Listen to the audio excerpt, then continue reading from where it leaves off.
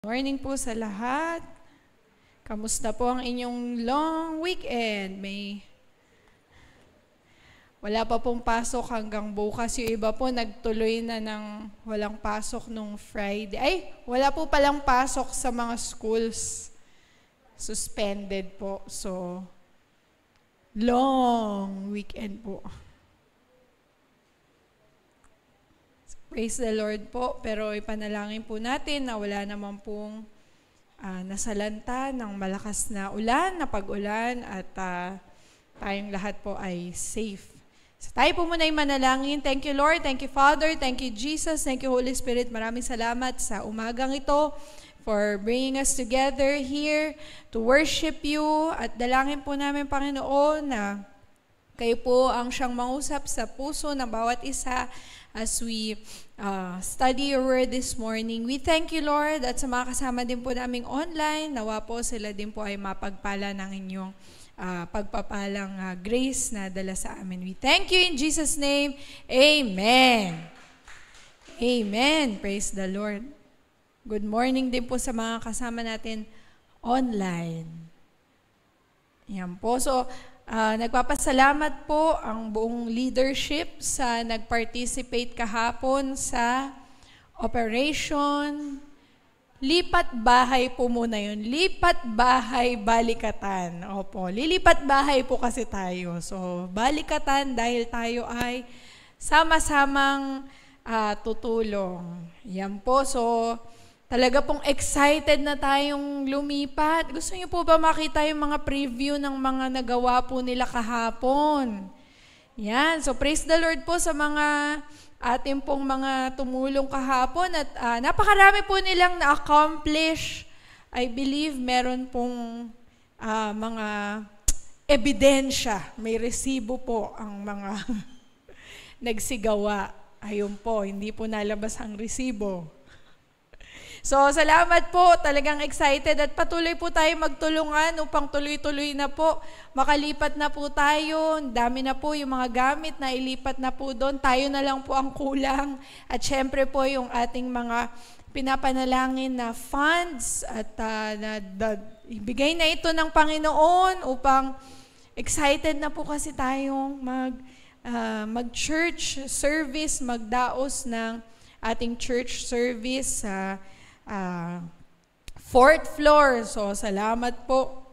Palakpakan naman po natin yung mga nagsilinis kahapon. Special shout out po. Wala si Kuya Richard, pero si Kuya Richard all the way from Calamba, nang narinig po niya na may paglilinis, ay talagang pumunta pa siya dito. Ayan po, sino po yan? Ayan po. Sige po, inihanda po ata ang... Wow. Wala pong bantunog yan. Gusto niyo po ako mag-background.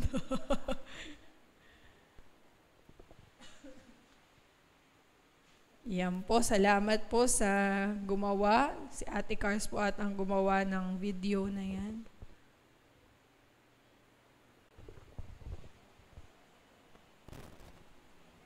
Wala pong tunog. Sige, ako na lang po magbibigay ng subtitle. Ayan, day 2. Yan po. Ayan, last week pa po ito. Last week. Ayan. So, nag-is-is po sila. Ang puti-puti na po ng flooring po doon. Parang mabilis po yung ating ano-ano. Medyo mabilis po. Fast forward po yung pagsasalita ko. Ayan po, praise the Lord. At napakasipag po ng ating mga leaders at ng mga workers at ang ating mga members. Ayan po, ang BCC office at ang dancer room, ang YOP. Ayan po, day 3. Ayan po, busy po ang ating mga dadsol. Ayan po. Wow, may nakapag-selfie pa po sila. Malinis na po yung dancer room. Yan po ang BCC office. Malinis na po yan. Ayan, so ready na po tayo. Ay, may mga basura lang po. Mga pinalipat. Ayan po. Thank you so much po sa lahat ng nag-participate dyan. And hindi po Yan po ay credited sa ating pong Panginoon, lahat ng ating mga pagod, lahat po ng mga sakit ng katawan. So nagpapasalamat po tayo sa Panginoon sa tulong-tulong natin pong paglilinis. Ayan po. So kahapon po, yung paglilinis, didiscuss po ito ni Ate Jet noong Wednesday dahil nag-designate po siya ng mga paglilinisin dahil tayo po ay may sari-sariling parte. Hindi po ako kasama, sorry po. Sila po ay merong mga assignment doon sa paglilinis para po ito ay magawa ng mabuti, ito po ay maging mabilis at mas madami po silang matrabaho. So kung tunog po ng tunog ang BCC We Care Chat ay dahil po sa walang sawang pag-message ni Ate Jet na tayo po ay sumali at mag-participate. Kaya po napakahalaga na nag-show up, nagpunta, dumalo ang mga nag-confirm sa kanila pong attendance dahil sila po ay may mga parteng gagampanan kahapon. At isipin na lang po natin kung kakaunting tao lang po ang naglinis kahapon, mga 5, ay baka po hindi nila matapos ang paglilipat ng mga gamit from dito sa ating office hanggang sa 3rd floor. So, marami po silang nagawa at nakita naman po natin yan sa ating slideshow. And ito po ay napakagandang illustration ng ating pong lesson this morning patungkol po sa harvest sa ating field. So, ang ating pong text this morning is found in Matthew chapter 9 and verses 35 to 38. So, basahin po natin.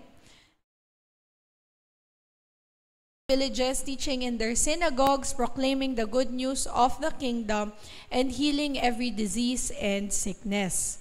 When he saw the crowds, he had compassion on them because they were harassed and helpless like sheep without a shepherd. Then he said to his disciples, "The harvest is plentiful, but the workers are few.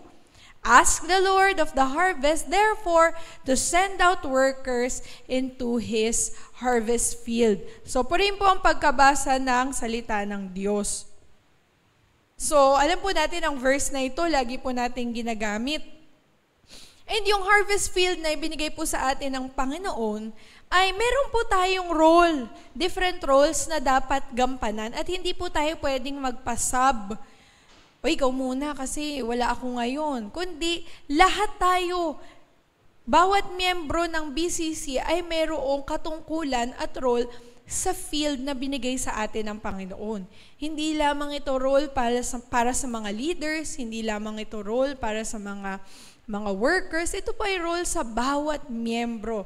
Ikaw man ay nandito 6 months pa lang, ikaw ay nandito 30 years, 20 years, 3 years, tayo ay may sari-sariling part at tayo ay lahat na dapat magtrabaho sa field na ibinigay sa atin ng Panginoon. There is no one else that can do what you were called to. Walang iba makakagawa ng pagkatawag sa iyo kundi ikaw lamang. Sabi po in Mark chapter 4 verses 26 to 29, he also said, "This is what the kingdom of God is like. A man scatters seed on the ground. Night and day, whether he sleeps or get up, the seed sprouts and grows, though he does not know how.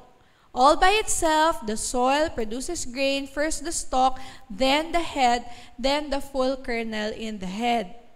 As soon as the grain is ripe, he puts the sickle to it because the harvest has come."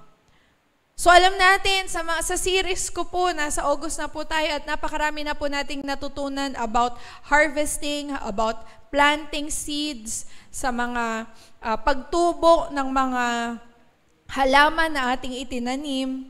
Ngayon, bagamat ang seed ay mag-grow on its own, pero kailangan po natin gawin ang ating parte, ay sometimes yung mga mananampalataya po may tendency to slack off or maging tamad sa tumanghod sa harvest. Kailangan po nating alagaan yung mga harvest, yung ating mga pananim, and pag tayo ay ready na to reap, tsaka po natin sila igagather. So, ang Panginoon, meron po siyang role o siya po ang Lord of Harvest, pero binigyan po niya tayo ng sari-sariling task. Sa Operation Lipat Bahay, Balikatan, ang instruction po ni Ate Jet, nung Wednesday sa mga maglilinis, as much as possible po, iwasan po natin ang pagsi-cellphone dahil narito po tayo upang magtrabaho. So, in-emphasize po doon na nandito tayo para magtrabaho. Ang purpose po natin, bakit tayo pupunta dito on Saturday, ay dahil tayo ay maglilinis, tayo ay maglilipat, tayo ay magsusort ng mga bagay. So, sabi po ni Ate Jet, sana po ay maiwasan lang po natin ang matagal na pahinga. So, praise the Lord naman po dahil napakasisipag po ng lahat ng dumating. Kung titignan po natin sa harvest, ang harvest po is not meant to be admired tulad ng bulaklak. Diba? Yung mga bulaklak po, pwede po tayong mag-stop para tignan, uy, ang ganda naman itong bulaklak na to. Uy, picture mo naman ako, kakaiba, ang ganda. Hindi tayo pwedeng tumanghod katulad ng sa mga bulaklak at sabihin, ang ganda naman ito, amuyin pa natin. Harvest is meant to be gathered. Ito ay para tanggalin doon sa kanyang pananim pag ito ay ready na. Hindi, ayun po yung purpose ng harvest. Ito ay i-gather, sila ay kunin, hindi lamang sila titignan. And the harvest that we are talking about here is yung harvest of souls. Tayo po ay inatasan ng Panginoon to go out to the field at mangalap, mag-gather ng harvest. Harvest ng souls, yung mga hindi pa po nakakakilala sa Panginoon, dadalhin po natin sa church, dadalhin po natin kay Jesus. Ba? So tayo po ay mayroong purpose kung bakit po tayo nais ipahayo ng Panginoon. Pero bago po tayo lumabas sa field, bago po tayo mag-harvest, we need to first believe that there is a harvest out there. Kasi kung hindi po natin alam na meron tayong aanihin, meron po tayong i-gather, bakit po tayo lalabas? Huwag po tayong graduate doon sa simple belief, sa mga pananampalataya po natin na meron po tayong iha-harvest. Paniwalaan po natin. Ang paniniwala po or pananampalataya or yung faith ay kailangan po para po tayo ay makapag-share ng gospel. Dahil kung tayo po mismo ay hindi naniniwala sa Lord of Harvest that we will harvest, paano nga po natin mahihikayat ang iba? Dati po, may true story naman po ito. Umuwi po dati si Pastor Rachel nung bata pa po siya, mga kinder or grade 1. Umuwi po siya, excited po siya, sabi po niya kay Mami, Ma, alam ko na kantahin yung mga notes sa piano. So, sabi ni Mami, o sige nga. Siyempre, para po siyang si Lali or parang mas malaki po kay Lali, mga grade 1 po siguro. So, pinakanta po siya ni Mami. Sabi po niya, Do, Re, Me, Fa, Sol, La, Ti, Do. So, sabi po ni Mami, ulitin mo nga yung kinanta mo. Ito, Do, Re, Me, Fa, Sol, La, Ti, Do. Oh, very good, anak, very good. Kaso mo nga lang, meron lang kaunting mali. Yung tono mo, very good, sabi ni Mami. Okay yun, very good. Kaso mo, yung sasabihin mo, yun yung mali. Sabihin mo, Re, hindi Ri. Tapos yung Sol, ay yung Su, Sol. Hindi! So, nagagalit siya kay Mami, nakikipag-argue siya kasi sabi niya, ito yung sinabi ng teacher ko. Sabi ni Mami, hindi nga, maniwala ka nga sa akin at ako nga ang mami mo eh. Sabi niya, hindi, ito nga yung sinabi ng teacher ko. Ito yung tama. Kung ano yung sinabi ni teacher, siya nga yung nagtuturo. Siya nga yung teacher ko, di ba? So, ang tagal po na kumbinse si Pastor Rachel na yun yung tama. Kasi nga, yung mga bata po, kung ano po yung sinabi ng teacher, ay yun po yung kanilang pinananampalatayanan. Kung ano po yung tinuro, dahil naniniwala sila, dahil siya nga yung nagtuturo. Dahil marami na silang natutunan. Tayo po, di ba, naniniwala po tayo sa ating mga teachers, sa ating mga guro. Dahil sila po yung mga nagtuturo sa atin. So, yung mga bata po, meron po silang ganong belief, simple belief. Dahil ito yung sinabi ng aking teacher, ito yung paniniwalaan ko dahil ito yung mga natutunan ko na sa kanya. So, sa atin po, we need to believe first that Jesus promised a harvest for us, that Jesus promised these things. Alam na po natin dahil si Lord naman po ang ating teacher, siya po siyang nagbibigay sa atin ng mga pangako. So, promise ni Lord that He is equipping us and we are to expect a great harvest. And I'm talking about the harvest of souls. Siyempre po may mga harvest tayo sa iba't ibang aspeto ng ating buhay. But this time, ang nais po ng Panginoon ay maka-harvest po tayo ng souls na madala po natin ang mga tao so that they may know Christ. Ang word po ng harvest binigay po sa atin ni Lord at the start of the year. And it is not just one aspect sa ating buhay, yung harvest ng ating mga pinagpe-pray, yung harvest ng ating mga financial needs, harvest ng healing. Kasama po dito higit sa lahat ang harvest of souls. Ngayon, tanong po, sa August na po tayo, next week, September na po, burn na po. Yan na po, maghahanda na po tayo ng ating mga performance pagdating ng September, October, November, December, Christmas na po. Sabi po ni Pastora last preaching niya, nagkaroon na po ba tayo ng perfect beginning? Ngayon, ang tanong ko naman po, dahil ito po aking series, nagkaroon na din po ba tayo ng harvest? Ano na po ang mga inani natin? Ano na po yung mga harvest natin for the last 8 months? At kasama po ba dito yung harvest of souls na ang mga tao ay makakilala sa ating Panginoon? Kung tayo po ay may family na hindi pa po nakakilala, nadala na po ba natin sila dito? Kasama po kasi sa mensahe ng Panginoon sa atin this year that, or ang instruction sa atin ng Panginoon this year is that we should carry the light. We should carry the torch so that we can bring people to Jesus. Diba? We carry the light into the world so that the world may know Him. So if we are to see the harvest, we have to believe that there is a harvest out there and it is to be gathered. Ito po ay likumin at dalhin sa Panginoon. Balikan po natin yung verse 36. When He saw the crowds, He had compassion on them because they were harassed and helpless like a sheep without a shepherd.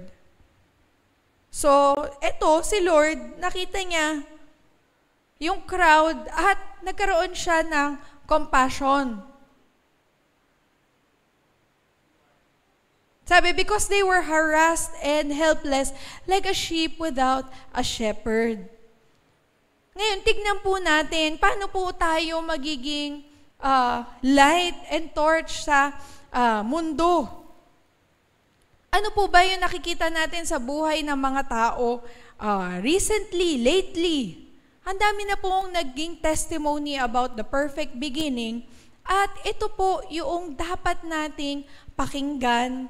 Ito po yung dapat nating ipag-focus so that ang ating pong faith ay patuloy na lumago at tayo po ay makapag-harvest ng soul. Remember, faith builds faith. In Romans 1:17 in ESV version, the righteousness of God is revealed from faith for faith. So, ang faith po, pag tayo po ay mayroong pananampalataya, it can produce a miracle. So, pag tayo po ay mayroong faith, ito po, nakakagawa po, we can move mountains, we can do miracles. And, when miracles happen, makakakuha na naman po tayo ng faith from that miracle. Parang iikot lang po siya eh. Meron po tayong pananampalataya na tayo ay magka-miracle, tayo ay nagkaroon ng miracle, ngayon, lalo pong aangat ang ating faith because of that miracle. Now, if we are struggling sa ating pong pananampalataya, yung simple belief natin sa Panginoon that there is harvest, at yung pinangako niya sa atin na tayo ay dadami in numbers at maraming makakakilala sa Panginoon ay anong po?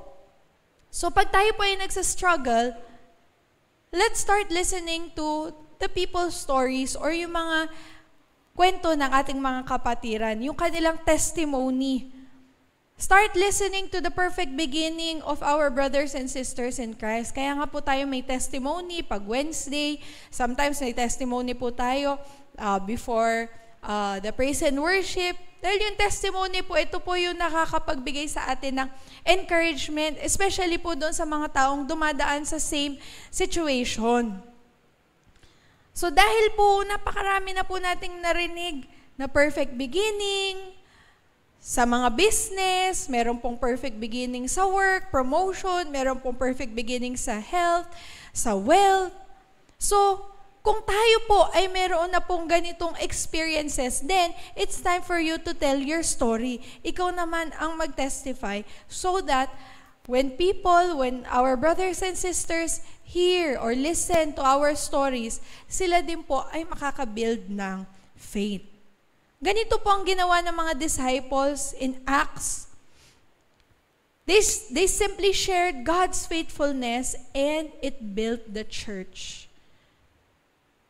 Wala naman po silang mabubulaklak na salita para mahikayat ang mga tao, para sila'y makakilala ang mga Gentiles. All they had to do was to share God's love and faithfulness. At doon po na-build o nabuo ang church.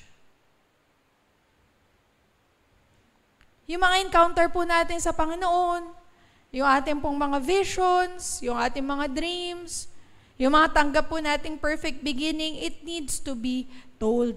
Kailangan po itong marinig ng iba so that lahat po tayo ay magkaroon ng pare-parehas na pananampalataya about the harvest. So believe in the harvest and believe that now is the time for harvest. At hindi po ito in the next few years. Kasi sabi po ni Pastora sa preaching niya, matatapos na po yung best decade natin. So we have to make the most out of it. Diba? So kung pinangako ng Panginoon this year yung harvest, then kailangan po maka-harvest tayo before the end of the year. Balikan po natin yung verse 37. Sabi po, then he said to his disciples, the harvest is plentiful, but the workers are few. Therefore, ask the Lord of the harvest to send out workers into the harvest field. Dito sa passage po na ito, specific prayer, yung instruction ni Lord. Specific yung prayer na nais ni Lord na ating ipanalangin. Ano po yun? Sabi, ask the Lord of the harvest. Sa ibang translation po, pray. When we ask, we pray. So ask the Lord for a harvest. Because, sabi niya, the harvest, dun sa verse 37, the harvest is plentiful, but the workers are few.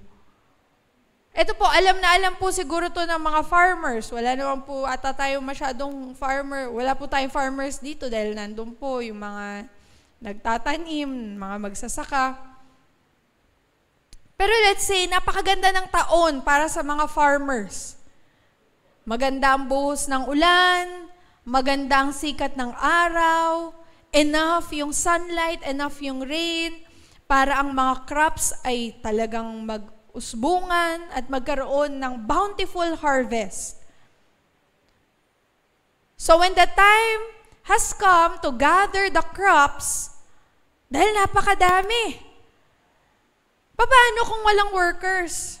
Paano kung yung isang farmer lamang ang mag-gather ng crops? Di wala pong saysay. Dahil kung hindi naman po niya ito mag-gather lahat, dahil siya ay mag-isa lang, wala po, sayang po yung effort, sayang po yung magandang aanihin. So, kailangan po, magkatulong po yun. Madaming harvest, madaming workers. So, yun po yung sinasabi ng Panginoon dahil sinasabi niya madaming harvest, madaming i-reap, madaming crops, madaming souls. Kaso mo nga lang, kailangan mayroong mga magtatrabaho para dito. Sa panahon po natin ngayon, napakarami po, even in our community alone, they are ready to hear the gospel. They are ready to respond. Sabi nga po, ripe na kaso, hindi enough yung mga taong aakay, hindi enough yung mga taong mag-share ng good news. Paano po kung mapupuno ang ating Peñal Food Park everyday ng mga bagong tao, mga hindi pa po nakakilala sa Panginoon, pero wala pong magwe-welcome sa kanila, wala pong magpupunta upang sila ay i-gather together, di wala din pong saysay. Papaano po kung sa Jericho Run, ang mga uma-attend na ay 10-10, 20-20, ang mga nagje-Jericho Run po ng mga taga-BCC ay maa-outnumber ang mga, o maa-outnumber na kayo ng mga bagong magra-run. Hundreds na pala yung mga darating sa Jericho Run. So, kailangan pa natin ng runners na makakapag-share. At hindi tayo ma-overpower. Minsan po, nag-aantay lang po tayo dito sa church na may pumasok. Ay sana may bago namang pumasok ngayong araw na tong ng Sunday. Nasaan po ba ang mga pananim? Ang mga pananim po ay nasa field. Maglalakad po ba ang pananim? Pupunta po ba ito, yung mga magsasaka po ba ay nasa bahay nila, and when it is time for gathering of the crops, kakatok po ang mga palay sa bahay ng mga farmers at eto na sila. So, kailangan pong lumabas ng farmers para sila ay lipunin. Kaya nga po yung mga farmers, kung pansin po natin, yung mga balat po nila ay medyo sunog sa araw. Dahil lagi po silang nasa field, lagi po silang nasa labas. Hindi po sila nakahilata sa bahay at mag-aantay ng harvest. Sila po ay nandun, nag-aalaga, waiting for the right time, the proper time to reap lahat po ng kanilang pinagpaguran. And dito po sa passage na ito, ang prayer po is not for God to send people to us. Hindi po ito na sana may dumating ditong bagong tao every Sunday. Ang prayer po dito ni Lord Jesus is for God to send workers into the harvest field. Workers ang pinagpe-pray ni Lord na magsipaghayo. Ang prayer is that He would send people. People, tayo po bilang church, ang BCC into the world to reach the lost people in the world. Ang prayer ni Lord Jesus na ang nais niya na ating ipanalangin is that maging busy ang church, ang BCC, to reach out to those people na mapunuan po natin yung Monday, Tuesday, Wednesday, Thursday, Friday, Saturday dahil tayo ay punong-puno ng gawain at tayo ay nagpapalit-palitan ng mga mag-work into the field. In fact, Jesus gave this command to pray for the harvest right before He commissioned His 12 apostles. Binigay po ni Lord ang salitang ito sa kanila to pray bago po niya i-commission yung 12 apostles and send them out to harvest. Now, what do we do for our harvest? sinasabi ni Lord na ask of the Lord of the harvest. We need to pray to care for the other people. We need to pray na tayo ay magkaroon ng malasakit at pagmamahal sa mga tao. Dito po sa verses 35 to 38, nauna po doon yung ano po yung puso ng Panginoon. Pinakita po dito yung puso ng Panginoon, yung compassion ng ating Lord and Savior. Sabi po niya doon, Jesus went through all the towns and villages, teaching in their synagogues, proclaiming the good news of the kingdom, and healing, proclaiming, teaching, healing every disease and sickness. Tapos yung sumunod po na verse, when he saw the crowds, he had compassion on them because they were harassed and helpless like sheep without a shepherd. So, dito po, doon sa unang talata, makikita natin yung puso ng Panginoon ay nasa mga tao talaga. That He had compassion on those people.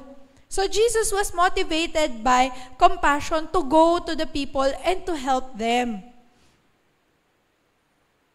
Yung compassion po na sinabi po dito ng Panginoon, in Greek, ano po yung translation nito?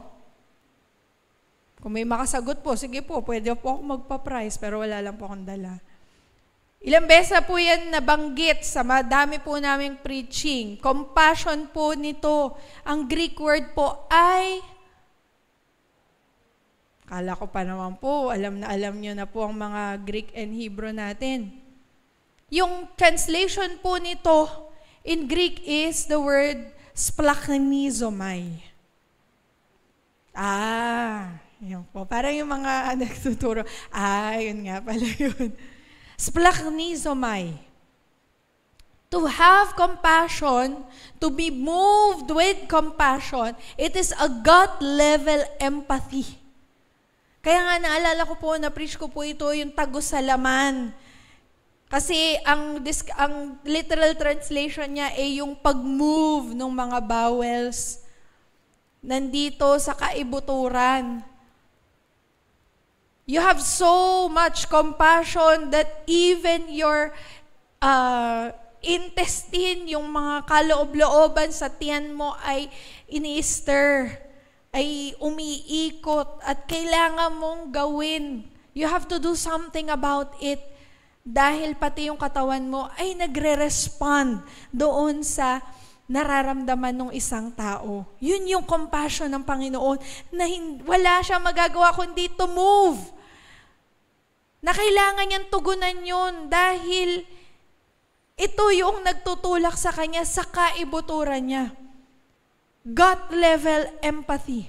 Ito po yung compassion na sinasabi dito. Hindi lang po nakita ni Lord ang mga tao, kawawa may mga tao, hindi nila alam ang Diyos. Kundi, sinasabi dito, kailangan ni Lord gawan ng paraan yung mga problema nila. Ganun yung compassion na nararamdaman ng Panginoon. He cared for other people. He was concerned. Hindi lamang po concerned. Kailangan gawan ko to ng katugunan. Jesus went through all the towns and villages, teaching in their synagogues, proclaiming the good news of the kingdom. He ministered, He healed the people, He met their needs, He proclaimed the gospel. Bakit po nagkaroon ng compassion ng Panginoon para po dito sa mga taong ito?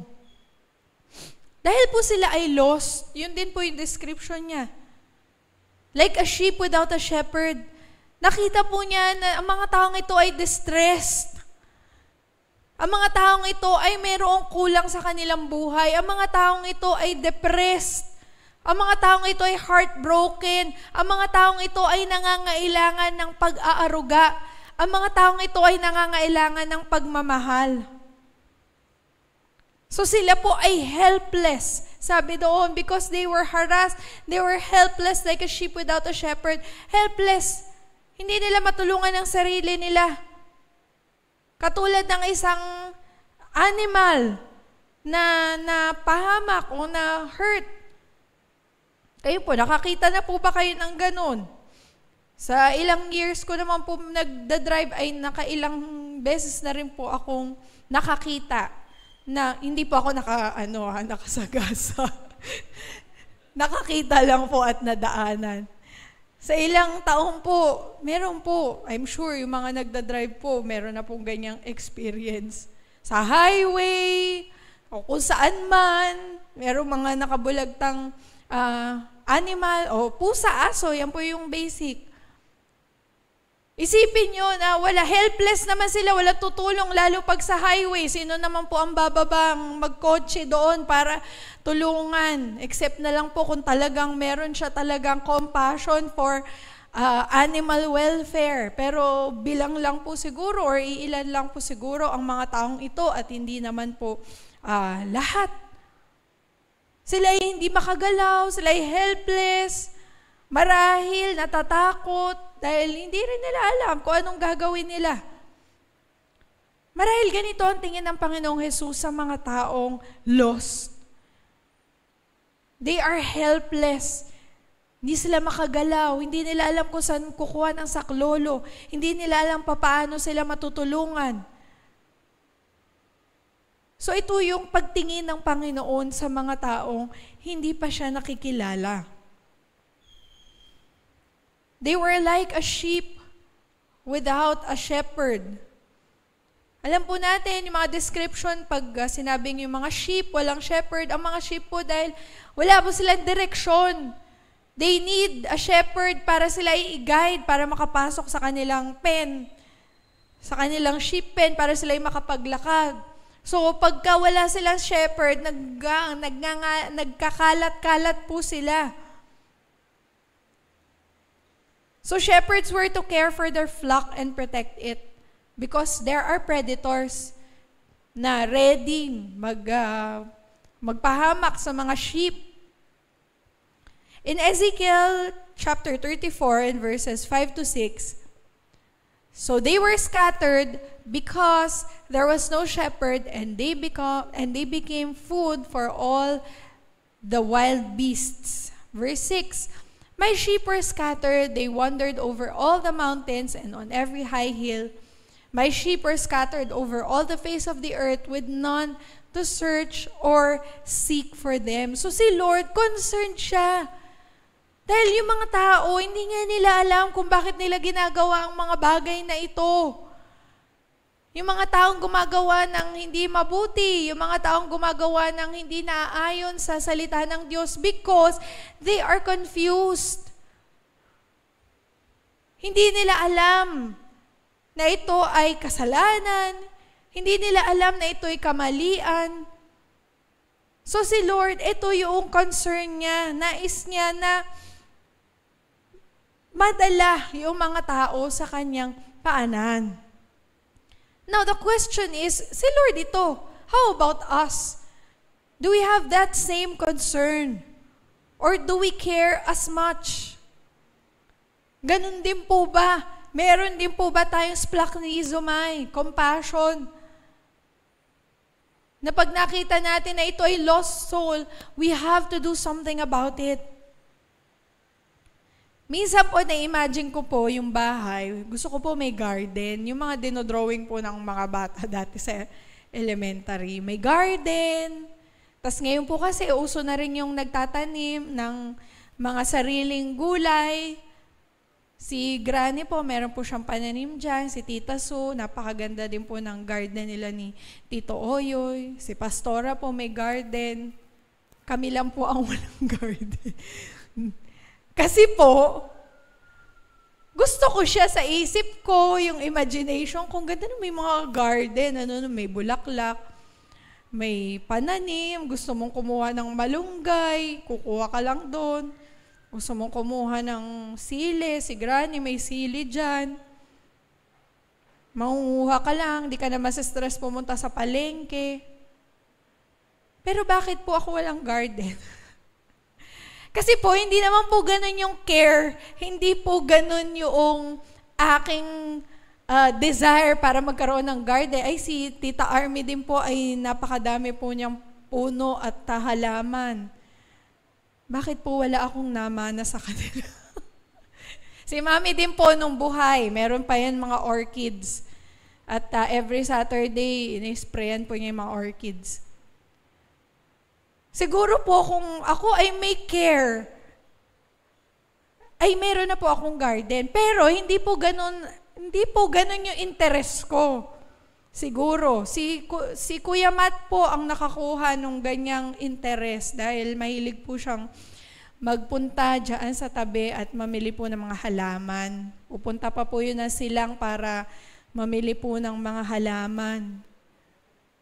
Pero dahil hindi ko po siya interest, wala mo po akong sinimulan at hindi ko po ito nabanggit kahit sa isang tao. Kahit po kay King, wala po ako nababanggit kasi hindi ko naman po siya masyadong care.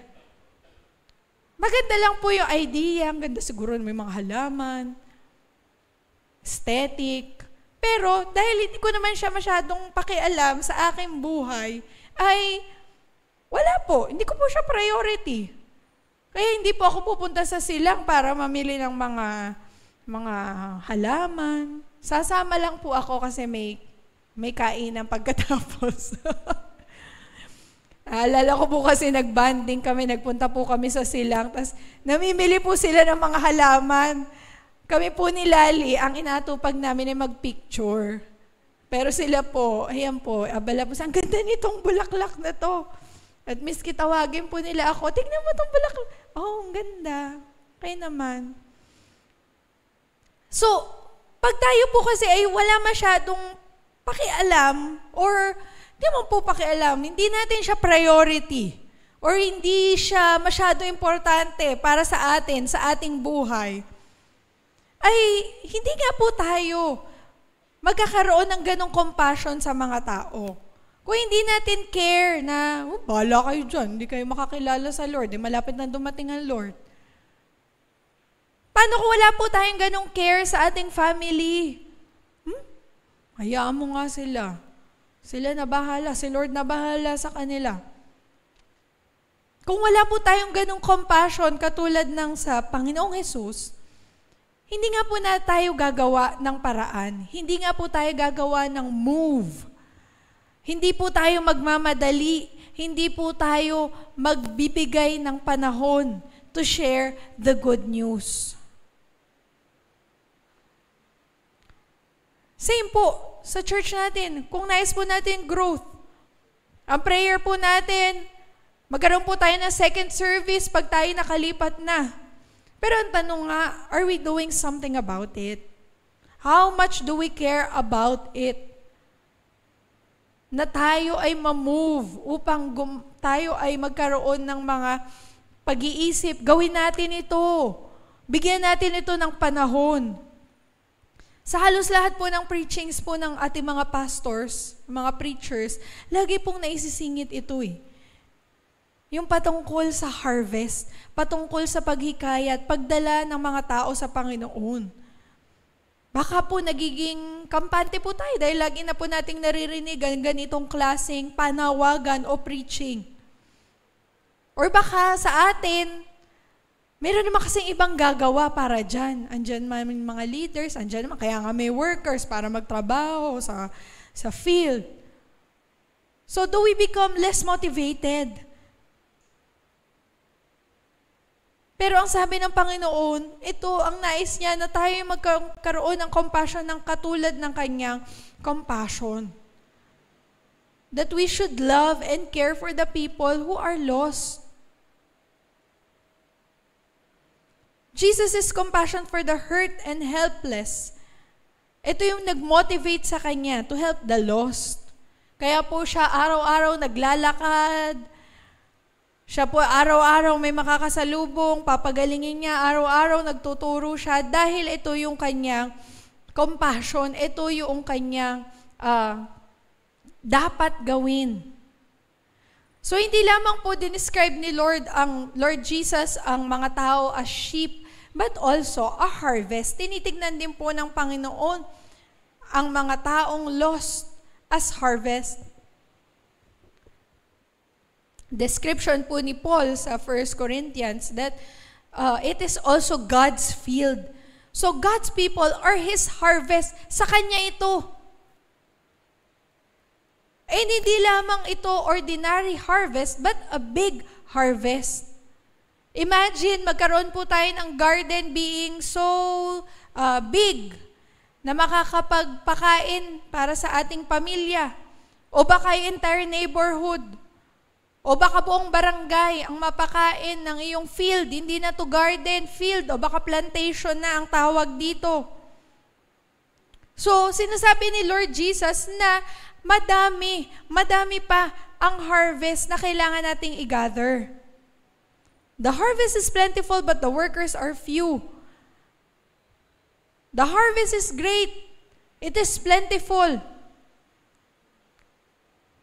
Sa recent po na report ng Manila Bulletin, yung 2024 census, ang population po ng barangay Poblacion is 124,554. And it is the 5th most populous barangay in Metro Manila. Ilan po ang barangay sa buong Metro Manila? Hindi na po natin mabibilang kasi sa Muntinlupa lang po napakaraming barangay. Ilan na po yan? Tunasan, Putatan, Poblacion, Sukat, Kupang, Alabang.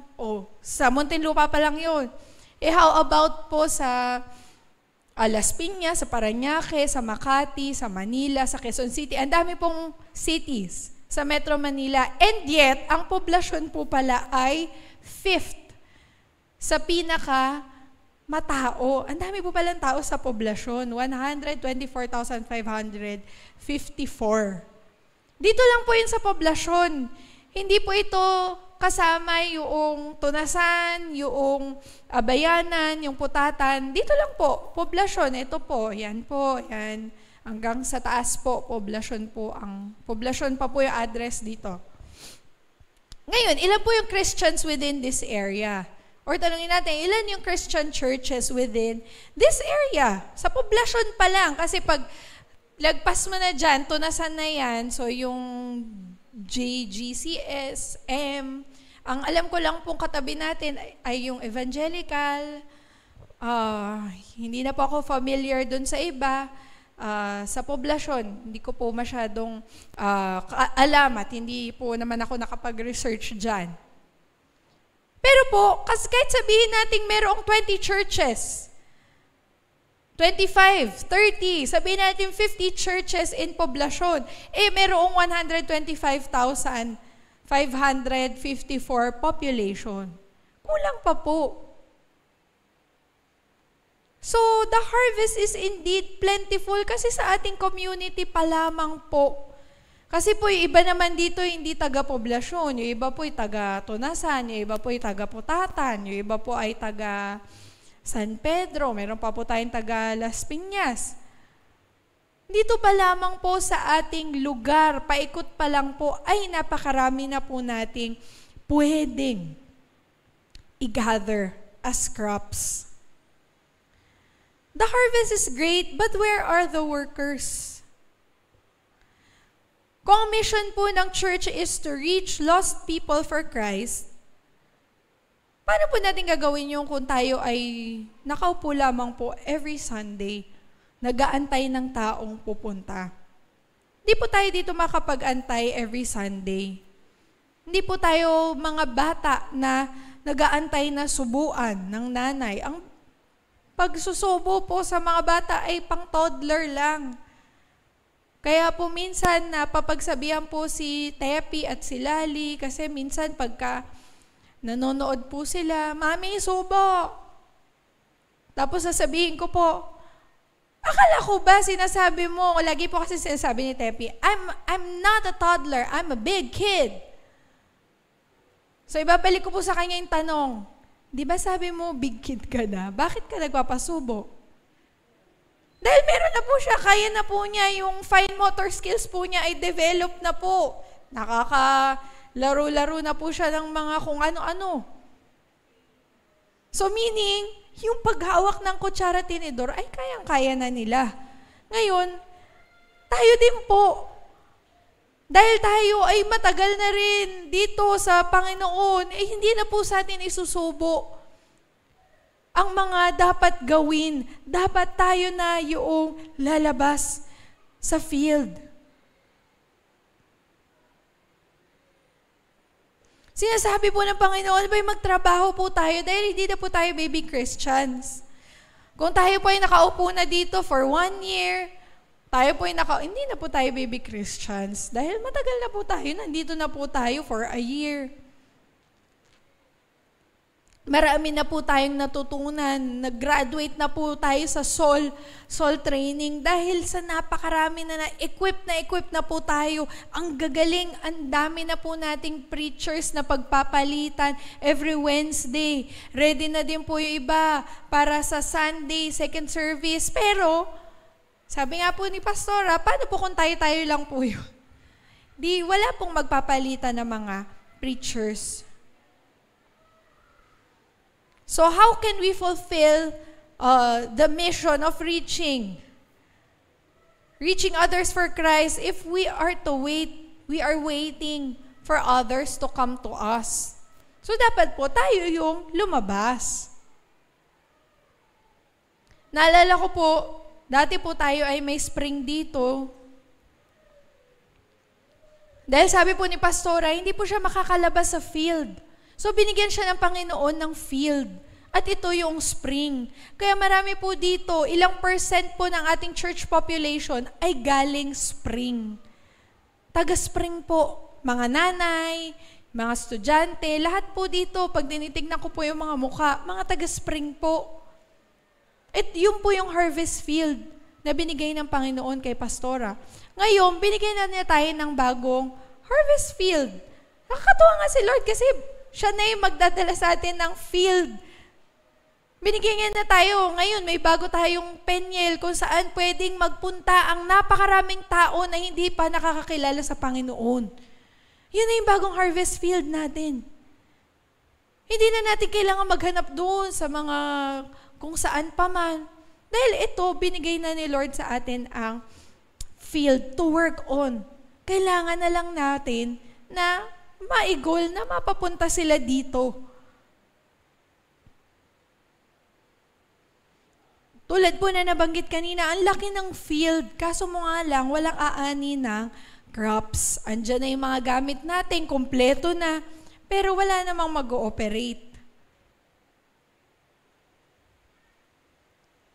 Ready na po kasi yung harvest, pero yung workers, parang hindi pa po ready kasi konti pa lamang. Sabi nga po, doon sa verse 38, yung isang version po, therefore pray earnestly to the Lord of the harvest to send out laborers. Pray earnestly to the Lord to send out laborers into the harvest. So, anong sinasabi sa atin ng Panginoon? Pray! Sabi niya, pray. We are to pray to God that He will send more workers into the field to reap the harvest. Sabi po in Matthew 20:1, for the kingdom of heaven is like a master of a house who went out early in the morning to hire laborers in his vineyard. Yung master, aga-aga, naghahanap ng mga magtatrabaho para sa kanyang vineyard. The harvest is great, but the workers are few. The master of the field is calling for more workers in the field. Now, Jesus commissioned His disciples to help Him in His work. And because ang ating Panginoong Hesus ay mayroong compassion na kailangan ma-save ang mga taong ito. So lahat po tayo should take part in reaching out to people because tayo po ay may kanya-kanyang role sa church. Hindi lamang po pastors ang inatasan para magkaroon ng burden, kundi lahat po tayo. Tayo po ini-equip ng ating dalawang pastora upang tayo ay makahayo. At praise the Lord, dahil tayo po ay nakakahayo na. Meron na po tayong mga house churches and nagpe-pray pa tayo na mag-open pa tayo ng more house churches. Binigyan na tayo ni Lord ng bagong field. Kailangan na lang natin ay mga taong magtatrabaho. Ephesians 4 and verses 11 to 12, And He gave the apostles, the prophets, the evangelists, the shepherds, and teachers to equip the saints for the work of ministry, for building up the body of Christ. So, lahat po tayo, mayroong pong mga kanya-kanyang talento, mayroong po kanya-kanyang mga ability para maka-contribute sa harvest na ito. Kung ikaw ay magaling mag-encourage, di mag-encourage ka ng mga tao. Kung ikaw ay magaling makipag-greet sa mga tao, iti maging greeter ka. Kung ikaw ay magaling magpanalangin, di magpanalangin ka ng mga tao. Kung ikaw ay magaling makipag-kwentuhan, o ikaw ay masipag mag-update sa social media, di gamitin po natin lahat ng powers natin para tayo ay makapag-contribute sa harvest. God gives us church leaders, katulad ng ating po mga pastor, teachers, para po tayo i-equip. Now, hindi naman po kayo maggagawa ng ating pong pastora lahat ng ito. Hindi naman po si Pastor Rachel ay makakapag-pray po sa lahat po ng may mga sakit. Kaya kailangan po niya ng mga katuwang. Kaya po sinesend out na ang mga workers in the field. Si Kuya Sam po at si Kuya Kiel, hindi po nila kaya pagka nag-hundreds na po ang umaten sa Jericho Run. Kaya kailangan na nila ng mga assistants, kailangan na nila ng mga tutulong para mag-disseminate ng information.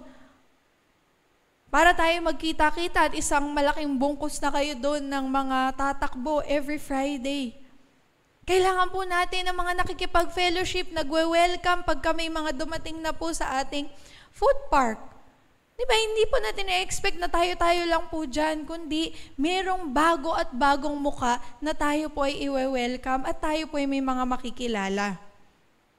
At pag nadala na po natin sila dito sa church, sila naman po ang ating i-disciple at sila naman din po ang mag-work na din po for the kingdom. Ganun lamang po yun. Yung harvest field po natin, yung spring, kaya po madami po dito, mga taga-spring. Ngayon, sila na po yung na-equip. Yung mga soul, lahat po yan taga-spring. Si Kuya Jake lang po yata ang hindi taga-spring, pero honorary member na po siya ng spring. Dahil nga po, nandito na siya since high school. Pero lahat po yun na-equip na. At ngayon, tayo po ay nadadagdagan ng nadadagdagan. So, kailangan po nating lumabas dito sa church para magdala ng tao. Diba? God is calling workers to work in His field. And sabi nga po, sino po ba ang may akda? It is the Lord of the harvest. So let us rely on the Lord, upon the Lord of the harvest. Tayo po ay inatasan ng Panginoon to work, pero ito ay harvest ng Panginoon. Ito po ay prayer natin sa Panginoon that He sends more workers. But ultimately, we continuously rely upon God. Kailangan pa rin po nating manalangin, hindi po sa ating mga kaalaman, kundi ultimately, our source of wisdom, our source of strength, our source of anointing is God alone. So ang panalangin po sa harvest, kailangan po yung panalangin po natin yun, harvest of souls. We ought to pray with persistence, katulad po nung widow who pleaded for her justice. Panalangin po natin, magpadala si Lord ng more workers na mag-work sa field, but we have to go out to the field and reach out so that makapagdala po tayo dito ng workers pa. If our goal is to have a second and third service, pag tayo po ay naroon na sa bago nating church, we should earnestly seek God na tayo po ay maging obedient and that we may be able to do the work na nais ng Panginoon para sa atin. Kaya po tayo magkaroon po nawa ng splachnismai, compassion for the lost in our community. Let's pray that God will give us a compassionate spirit for those who do not know Jesus, na hindi po tayo maging judgmental sa mga tao, bakit siya ganito? Huwag po natin i-judge yung mga tao, bakit siya ganito, bakit ganyan, bakit ganitong ginagawa niya. Dapat alam na po natin kung bakit. Because he is a sinner and she needs Jesus. Kung sino ang mga nangangailangan ng salita ng Diyos, hindi natin pwedeng i-judge. But instead, na mag-judge po tayo ng mga tao sa social media, mga nakikita nating pangit, ipanalangin po natin na tayo magkaroon ng compassion that it may move us to do something about it. Gumawa po tayo ng paraan upang siya ay makakilala sa Panginoon. Pray for God's work to be done. And let us ask help from the Lord. Remember, God is the one working on the fields. It is His harvest. It is His work. Diba? Tayo po ay mga co-workers ng Panginoon. But ultimately, we entrust the Lord to do the rest. Yung tayo po, ito lang po yung inatas sa atin ng Panginoon. Ang pagbabago ng puso, ang pagbabago ng isip ng tao ay role po ng Panginoon, ng banal na Espiritu. Hindi po tayong makapagbabago sa tao. Pero inatasan po tayo ng Panginoon na magdala ng tao and to work in His field. Pag-pray po natin ating new church building, na matapos na po ito, na yung ating po mga pangangailangan na funds ay mapunan na so that hindi lamang po tayo doon basta lilipat, kundi lilipat po tayo doon and we are able to enjoy the beauty ng ating mga ginawa, pinagawa at mga plinano na binigay po sa atin ng Panginoon. Diba? Dahil pag maganda na po ang ating church, we can invite more people. At yung ating pong desire na magkaroon ng second service, may evening service, meron pong umagang service, ay magawa po natin. So let's pray for the Lord for harvest because He is faithful and He will do it. Tayo po'y manalangin. Thank you, Lord. Thank you, Father. Thank you, Jesus. Thank you, Holy Spirit. Maraming salamat po, Panginoon, sa inyong salita dahil kayo pong nagpangako that there will be a great harvest of souls para po sa aming pong church. And we pray for all the workers and even the members that we are able to go out into the field para po makapag-minister sa mga tao. Lord, give us the compassion upang kami po ay magkaroon ng care and love for these people na madala po namin sila sa inyo, Panginoon.